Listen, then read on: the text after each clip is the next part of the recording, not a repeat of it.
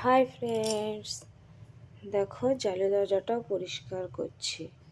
জালের দরজাটা কিছুদিন পর পরই পরিষ্কার করতে হয়, কেননা ঘর ঝাড়ু দিই, বাহির ঝাড়ু দিই, ধুলো ওড়ে। ধুলো এলে পরে ধুলো জমে যায়, ধুলো জমে গেলে পরিষ্কার না করলে কি হয়? যখন ঘরে থাকি যতটুক সম্ভব হয় ততটুক তো করবই। ছেলে পেলে নিয়ে কাজ হয় না সব সময়, যখনই সময় পাই তখনই একটু করি।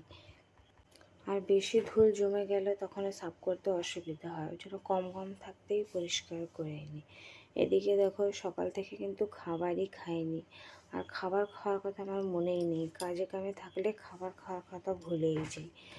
যাই হোক, দেখো ঝাড়ুটা তো করে নিলাম, এখন একটাকে মুছে নিচ্ছি একটু নির্মার জল থেকে। নির্মার জল থেকে কেন মুছি? কেননা ধুলটা যে জমে থাকে ওটা তো ঝাড়ু দিলে চলে যায়, কিন্তু সাদা সাদা যে ধুলগুলো থাকে